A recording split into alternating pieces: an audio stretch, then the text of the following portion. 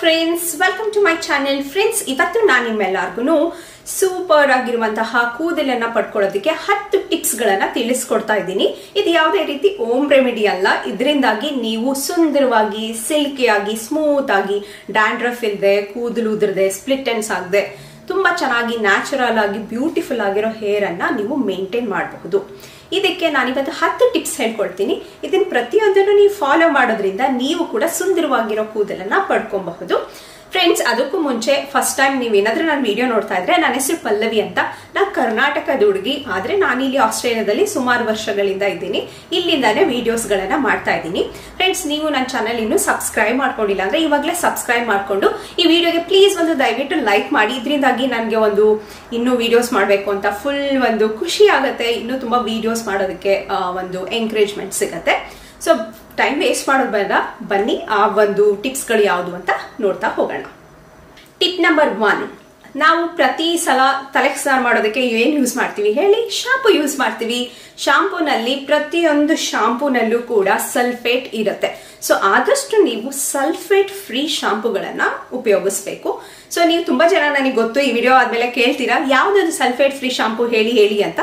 ಅಂಗಡಿಗೆ ಹೋಗ್ತೀರಲ್ವಾ, ಅಲ್ಲಿ ಇಂಗ್ರೀಡಿಯೆಂಟ್ಸ್ ಬರ್ದಿರ್ತಾರೆ, ಅಲ್ಲಿ ಸಲ್ಫೇಟ್ ಅಂತ ಬರ್ದಿದ್ರೆ ಸಲ್ಫೇಟ್, ಸಲ್ಫೋನೇಟ್ ಅಂತ ಎಲ್ಲ ಇರುತ್ತೆ. ಸೊ ಆ ತರ ಇದ್ರೆ ಅದು ಸಲ್ಫೇಟ್ ಇದೆ ಅಂತ. ಆದಷ್ಟು ದಯವಿಟ್ಟು ಸಲ್ಫೇಟ್ ಇಲ್ದಿರುವಂತಹ ಶಾಂಪೂವನ್ನ ಉಪಯೋಗಿಸಿ. ಇದರಿಂದಾಗಿ ನೋಡಿ ನಿಮ್ ಕೂದಲು ನಿಜವಾಗ್ಲೂ ಉದ್ರೋದು ತಪ್ಪತ್ತೆ. ಎರಡನೇ ಟಿಪ್ ಅಂದ್ಬಿಟ್ಟು, ಸ್ನಾನ ಮಾಡುವಾಗ ಸಖತ್ ವಾವ್ ತುಂಬಾ ಚೆನ್ನಾಗ್ ಅನ್ಸುತ್ತೆ ಅಂದ್ಬಿಟ್ಟು ತುಂಬಾ ಸುಡುವಂತಹ ತಲೆಗೆ ಸ್ನಾನ ಮಾಡ್ಕೊಳ್ತೀವಿ. ಅಂದ್ರೆ ಸುಡುವಂತಹ ನೀರಿಂದ ತಲೆಗೆ ಸ್ನಾನ ಮಾಡ್ತೀವಿ. ಅದು ಎಷ್ಟು ಕೆಟ್ಟದು ಗೊತ್ತಾ? ಆದಷ್ಟು ನೀವು ಹಾಟ್ ಶವರ್ ಗಳನ್ನ ಅವಾಯ್ಡ್ ಮಾಡಿ, ಆಯ್ತಾ? ನೀವೇನಾದ್ರೂ ಪ್ರೆಗ್ನೆಂಟ್ ವುಮನ್ ಆಗಿದ್ರೆ ಅಥವಾ ಶೀತ ಎಲ್ಲ ಆಗಿದ್ರೆ, ವಿಂಟರ್ ಇದ್ರೆ ಓಕೆ, ಬಟ್ ತುಂಬಾನೇ ಬಿಸಿ ಇರುವಂತಹ ನೀರಿಂದ ಸ್ನಾನನ ಮಾಡಕ್ ಹೋಗ್ಬೇಡಿ. ಮತ್ತೆ ಇನ್ನೇನ್ ಮಾಡ್ಬೇಕು? ಲ್ಯೂಕ್ಯೂಮ್ ವಾಟರ್ ಅಂದ್ರೆ ಉಗುರು ಬೆಚ್ಚಗಿನ ನೀರ್ ಬರುತ್ತಲ್ವಾ, ಅದರಿಂದಾಗಿ ತಲೆಗೆ ಸ್ನಾನ ಮಾಡಿ. ತಲೆಗೆ ಸ್ನಾನ ಎಲ್ಲ ಆದ್ಮೇಲೆ ನೆಕ್ಸ್ಟ್ ನಾರ್ಮಲ್ ವಾಟರ್ ಅಥವಾ ಕೋಲ್ಡ್ ವಾಟರ್ ಇಂದ ರಿನ್ಸ್ ಮಾಡೋದ್ರಿಂದ ಸ್ನಾನ ಮಾಡ್ಕೊಂಡು ಹೊರಗಡೆ ಬಂದು ನೋಡಿ, ನಿಮ್ ಕೂದಲು ಸ್ಮೂತ್ ಆಗಿರುತ್ತೆ, ಡ್ರಫ್ ಆಗಿರೋದಿಲ್ಲ, ಮತ್ತೆ ಸಿಲ್ಕಿ ಆಗಿ ಪಳಪಳ ಅಂತ ಹೊಳಿತಾ ಇರುತ್ತೆ.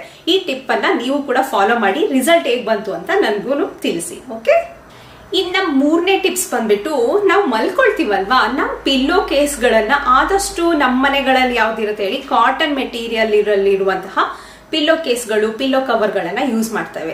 ಈ ಕಾಟನ್ ಮೆಟೀರಿಯಲ್ ಇರೋ ಪಿಲ್ಲೋ ಕೇಸ್ ಏನಾಗತ್ತಪ್ಪ ಅಂದ್ರೆ, ಅದು ನಮ್ಮ ಕೂದಲಿಗೆ ಫ್ರಿಕ್ಷನ್ ಅಂದ್ರೆ ಈ ರೀತಿಯಾಗಿ ಮಲ್ಕೊಂಡು ಮಾಡ್ತೀವಲ್ಲ, ಫ್ರಿಕ್ಷನ್ ಅನ್ನ ಉಂಟು ಮಾಡೋದ್ರಿಂದ ಕೂದಲು ಬ್ರೇಕ್ ಆಗುತ್ತೆ, ಕೂದಲು ಬುಡದಿಂದ ಕಿತ್ತು ಬರುತ್ತೆ ಲೂಸ್ ಆಗಿ, ಆಯ್ತಾ?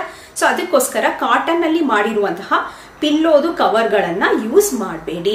ಇನ್ನೇನ್ ಯೂಸ್ ಮಾಡಬೇಕು? ಸಿಲ್ಕ್ ಅಂದ್ರೆ ಒಂಥರ ಸಿಲ್ಕಿ ಆಗಿರತ್ತಲ್ವಾ, ಆ ಮೆಟೀರಿಯಲ್ ಅಥವಾ ಸ್ಯಾಟಿನ್ ಮೆಟೀರಿಯಲ್ ಅಂತ ಬರುತ್ತೆ, ಅದರಿಂದ ಮಾಡಿರುವಂತಹ ಪಿಲ್ಲೋ ಕೇಸ್ ಗಳನ್ನ ಯೂಸ್ ಮಾಡೋದ್ರಿಂದನೂ ನಿಮ್ಮ ಕೂದಲಿಗಾಗೋ ಡ್ಯಾಮೇಜ್, ಬ್ರೇಕೇಜ್ ಅನ್ನ ನೀವು ತಪ್ಪಿಸಬಹುದು. 4ನೇ ಟಿಪ್ ಅಂದ್ಬಿಟ್ಟು, ಹೀಟಿಂಗ್ ಟೂಲ್ಸ್ ಗಳನ್ನ ಆದಷ್ಟು ಯೂಸ್ ಮಾಡಬೇಡಿ. ಹೀಟಿಂಗ್ ಟೂಲ್ಸ್ ಅಂದ್ರೆ ಯಾವ್ದು ಹೇಳಿ? ಹೇರ್ ಸ್ಟ್ರೈಟ್ನಿಂಗ್, ಫ್ಲಾಟ್ ಐನಿಂಗ್ ಟೂಲ್ ಬರುತ್ತಲ್ಲ, ಅದಿರ್ಬೋದು, ಬ್ಲೋ ಡ್ರೈ ಇರ್ಬೋದು, ಈ ತರದನ್ನೆಲ್ಲ ಆದಷ್ಟು ಕಡಿಮೆ ಮಾಡಿ. ಇವಾಗಂತೂ ಕಾಲೇಜ್ಗೆ ಹೋಗ್ತಿರೋ ಎಲ್ಲ ಹುಡುಗಿರು ಒಂದು ಟ್ರೆಂಡ್ ಮಾಡ್ಕೊಂಡ್ಬಿಟ್ಟಿದ್ದಾರೆ, ತುಂಬಾ ಚೆನ್ನಾಗಿ ಕಾಣಿಸುತ್ತಲ್ವಾ. ಸೊ ಹೇರ್ ಸ್ಟ್ರೈಟ್ನಿಂಗ್ ಮಾಡ್ಕೊಳ್ತಾ ಇರ್ತಾರೆ. ನೀವು ಏನೇ ಹೀಟ್ ಪ್ರೊಟೆಕ್ಷನ್ ಸ್ಪ್ರೇ ಹಾಕೊಂಡು ಮಾಡಿದ್ರು ಅದು ಸ್ವಲ್ಪನಾದ್ರೂ ಡ್ಯಾಮೇಜ್ ಆಗೇ ಆಗತ್ತೆ. ನೀವೇ ಯೋಚನೆ ಮಾಡಿ, ಅದು ಎಷ್ಟು ಬಿಸಿ ಇರುತ್ತೆ, ಹೊಗೆ ಬರ್ತಾ ಇರುತ್ತೆ. ಸೊ ಡೆಫಿನೆಟ್ಲಿ ತುಂಬಾ ಡ್ಯಾಮೇಜ್ ಮಾಡುತ್ತೆ. ಹೇರ್ ಸ್ಟ್ರೈಟ್ನಿಂಗ್ ಟೂಲ್ ಅಂದ್ರೆ ಬ್ಲೋ ಡ್ರೈ, ಇದನ್ನೆಲ್ಲ ಆದಷ್ಟು ಕಡಿಮೆ ಮಾಡಿ. ಬ್ಲೋ ಡ್ರೈ ಓಕೆ, ಯಾಕಂದ್ರೆ ಅದೊಂದ್ ಸ್ವಲ್ಪ ಬಿಸಿ ಗಾಳಿ ಆಗಿರೋದ್ರಿಂದ ಅಷ್ಟೊಂದು ಡ್ಯಾಮೇಜ್ ಆಗಲ್ಲ, ಬಟ್ ಅದನ್ನು ಕಡಿಮೆ ಮಾಡಿ. ತುಂಬಾ ಅರ್ಜೆಂಟ್ ಇದೆ, ಎಲ್ಲೋ ಬೇಗ ಹೋಗ್ಬೇಕು, ಕೂದಲು ಅಂದ್ರೆ ಒಣಗಿಲ್ಲ ಅಂದ್ರೆ ಮಾತ್ರ ಅದನ್ನ ಯೂಸ್ ಮಾಡಿ. ಸೊ ಹೇರ್ ಹೀಟಿಂಗ್ ಟೂಲ್ಸ್ ಗಳನ್ನ ಆದಷ್ಟು ಕಡಿಮೆ ಮಾಡಿ. 5ನೇ ಟಿಪ್ ಬಂದ್ಬಿಟ್ಟು, ಹೇರ್ ಜೆಲ್ ಇರ್ಬೋದು, ಮತ್ತೆ ಹೇರ್ ಕೆಮಿಕಲ್ ಮಾಸ್ಕ್ ಗಳಿರ್ಬೋದು, ಮತ್ತೆ ಇವಾಗ ಕೆಮಿಕಲ್ ಸಿರಮ್ಗಳು, ಈ ತರ ತುಂಬಾ ಬಂದಿದೆ ಮಾರ್ಕೆಟ್ ಅಲ್ಲಿ, ಅದನ್ನು ಕೂಡ ನೀವು ಅವಾಯ್ಡ್ ಮಾಡಬೇಕು. ಮತ್ತೆ ಇನ್ನೇನ್ ಮಾಡ್ಬೇಕು ಅಂದ್ರೆ, ನ್ಯಾಚುರಲ್ ಇಂದ, ಆಯುರ್ವೇದದಿಂದ ಮಾಡಿರುವಂತಹ ಪ್ರಾಡಕ್ಟ್ಸ್ ಗಳನ್ನ ಯೂಸ್ ಮಾಡಿ. ನನ್ನ ಪ್ರಕಾರ ನೋಡಿದ್ರೆ ಹೋಮ್ ರೆಮಿಡೀಸ್ ಮಾಡ್ಕೊಳ್ಳೋದು ಬೆಸ್ಟ್. ಬಟ್ ನಮ್ಗೆ ಅದೆಲ್ಲದಕ್ಕೂ ಟೈಮ್ ಇಲ್ಲ ಅಂದ್ರೆ ಆದಷ್ಟು ಹುಡುಗ್ರಪ್ಪ ಜಾಸ್ತಿ ಸ್ಪೈಕ್ ಎಲ್ಲ ಮಾಡ್ಕೊಳ್ಳೋದಕ್ಕೆ ಹೇರ್ ಜೆಲ್ ಯೂಸ್ ಮಾಡ್ತಾರೆ, ಹುಡುಗಿಯರು ಹೇರ್ ಸಿರಮ್ಸ್ ಗಳನ್ನ ಯೂಸ್ ಮಾಡ್ತಾರೆ. ಸೊ ಆದಷ್ಟು ಈ ರೀತಿ ಕೆಮಿಕಲ್ ಇರುವಂತಹ ಪ್ರಾಡಕ್ಟ್ಸ್ ಗಳನ್ನ ನೀವು ಕಡಿಮೆ ಮಾಡಿ. ಇನ್ನು ನಮ್ಮ 6ನೇ ಟಿಪ್ ಬಂದ್ಬಿಟ್ಟು, ಹೇರ್ ಸ್ಟ್ರೈಟ್ನಿಂಗ್ ಮಾಡಿಸ್ಕೊಳ್ಳೋದು, ಹೇರ್ ರಿಬಾಂಡಿಂಗ್ ಮಾಡಿಸ್ಕೊಳ್ಳೋದು, ಮತ್ತೆ ಹೇರ್ ಸ್ಮೂತ್ನಿಂಗ್ ಮಾಡಿಸ್ಕೊಳ್ಳೋದು. ಎಷ್ಟೊಂದ್ ತರ ಟ್ರೀಟ್ಮೆಂಟ್ ಇದೆ, ಇದ್ರಲ್ಲೆಲ್ಲ ಕೆಮಿಕಲ್ ಅನ್ನ ಹಾಕಿ ನಿಮ್ ಕೂದಲಿಗೆ ಹೀಟ್ ಇಂದ ತುಂಬಾನೇ ಈ ತರ ಮಾಡ್ತಾರೆ. ಇದರಿಂದಾಗಿ ನಿಮ್ ಕೂದಲು ಬ್ರೇಕ್ ಆಗುತ್ತೆ, ಆಫ್ಟರ್ 3-4 ಮಂತ್ಸ್ ಆದ್ಮೇಲೆ ಹೇರ್ ಫಾಲ್ ಆಗೋದಕ್ಕೆ ಶುರುವಾಗುತ್ತೆ. ಸೊ ಅದಕ್ಕೋಸ್ಕರ ನನ್ನ personal opinion, hair straightening, rebonding, smoothening ಇದೆಲ್ಲ ಸ್ವಲ್ಪ ದಿನ ಅಷ್ಟೇ ಚೆನ್ನಾಗಿ ಕಾಣಿಸುತ್ತೆ. ಅದಾದ್ಮೇಲೆ ಕಾಸ್ಟು ಜಾಸ್ತಿ, ಅದರಿಂದ ಡ್ಯಾಮೇಜು ಜಾಸ್ತಿ ಆಗಿರುತ್ತೆ. ಸೊ ಅದಕ್ಕೋಸ್ಕರ ಆದಷ್ಟು ನ್ಯಾಚುರಲ್ ಪ್ರಾಡಕ್ಟ್ಸ್ ಅನ್ನ ಯೂಸ್ ಮಾಡಿ ನಿಮ್ಮ ಕೂದಲನ್ನ ಸ್ಟ್ರೈಟ್ ಮಾಡ್ಕೊಬಹುದು. ಈ ತರ ಪರ್ಮನೆಂಟ್ ಹೇರ್ ಸ್ಟ್ರೈಟ್ನಿಂಗ್ ಇದನ್ನೆಲ್ಲ ಮಾಡಿಸ್ಕೊಳ್ಳೋದನ್ನ ಆದಷ್ಟು ಕಡಿಮೆ ಮಾಡಿ. 7ನೇ ಟಿಪ್ ಬಂದ್ಬಿಟ್ಟು ತುಂಬಾ ಟೈಟ್ ಆಗಿರುವಂತಹ ಪೋನಿಗಳನ್ನ ಹಾಕೊಳ್ಳೋದು, ಅಂದ್ರೆ ಜುಟ್ಟು ಹಾಕೊಳ್ಳೋದು, ತುಂಬಾ ಟೈಟ್ ಆಗಿ ಜಡೆಯನ್ನ ಹಾಕೊಳ್ಳೋದು, ತುಂಬಾ ಟೈಟ್ ಆಗಿರೋ ರಬ್ಬರ್ ಬ್ಯಾಂಡ್ ಹಾಕೊಳ್ಳೋದು, ಈ ತರದನ್ನೆಲ್ಲ ಆದಷ್ಟು ಕಡಿಮೆ ಮಾಡಿ. ಫಾರ್ ಎಕ್ಸಾಂಪಲ್ ನೀವು ಈ ರೀತಿ ತೆಗೆದ್ಬಿಟ್ಟು ನೋಡಿ, ಈ ತರ ಟೈಟ್ ಆಗಿ ಪೋನಿಯನ್ನ ಹಾಕೊಂಡಿರ್ತೀರಾ, ಇಲ್ಲಿ ನೋಡಿ ಈ ಜಾಗದಲ್ಲಿ ಎಷ್ಟು ಎಳಿತಾ ಇರುತ್ತೆ ಗೊತ್ತಾ? ತುಂಬಾ ಎಳ್ದು ನಿಮ್ಗೆ ಅಲ್ಲಿ ಕೂದಲು ತುಂಬಾ ಕಡಿಮೆ ಆಗೋದಕ್ಕೆ, ಅಂದ್ರೆ ಇಲ್ಲೆಲ್ಲ ಬಾಲ್ಡ್ ಸ್ಪೇಸಸ್ ಬರೋದಕ್ಕೆ ಶುರುವಾಗುತ್ತೆ. ಸೊ ಅದಕ್ಕೋಸ್ಕರ ನೀವು ಟೈಟ್ ಆಗಿರುವಂತಹ ಪೋನಿ ಹಾಕೊಳ್ಳೋದು, ಹೇರ್ ಸ್ಟೈಲ್ ಮಾಡೋದಕ್ಕೆ ಹೋಗ್ಬೇಡಿ.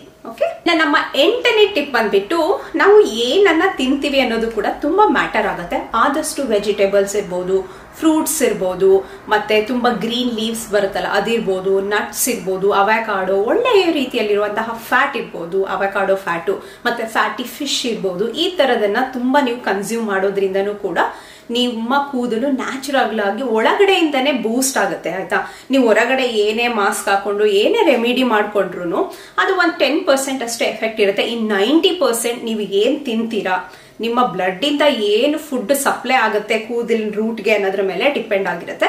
ಸೊ ಅದಕ್ಕೋಸ್ಕರ ಆದಷ್ಟು ಒಳ್ಳೆ ರೀತಿ ಫುಡ್ ಅನ್ನ ನೀವು ತಿನ್ನೋದು ಕೂಡ ಇಂಪಾರ್ಟೆಂಟ್ ಆಗುತ್ತೆ. ಅದಷ್ಟೇ ಅಲ್ಲ, ಚೆನ್ನಾಗಿ ನಿದ್ರೆನೂ ಕೂಡ ಮಾಡಬೇಕು. ಇದರಿಂದಾಗಿ ನಿಮ್ಮ ಕೂದಲು ನ್ಯಾಚುರಲ್ ಆಗಿ ಚೆನ್ನಾಗಿರುತ್ತೆ. ನಮ್ಮ 9ನೇ ಟಿಪ್ ಬಂದ್ಬಿಟ್ಟು, ನೀವು ಇವಾಗ ಹೊರಗಡೆ ಎಲ್ಲೋ ಹೋಗ್ತಾ ಇರ್ತೀರಾ, ನಾವು ಬಿಸಿಲಿಂದ ಹೋಗೋದ್ರಿಂದ UVB ರೇಸು ನಮ್ಮ ಸ್ಕಿನ್ ಅನ್ನು ಅಷ್ಟೇ ಡ್ಯಾಮೇಜ್ ಮಾಡಲ್ಲ, ನಮ್ಮ ಹೇರ್ ರೂಟ್ಗೂ ಕೂಡ ಅದು ಡ್ಯಾಮೇಜ್ ಆಗುತ್ತೆ.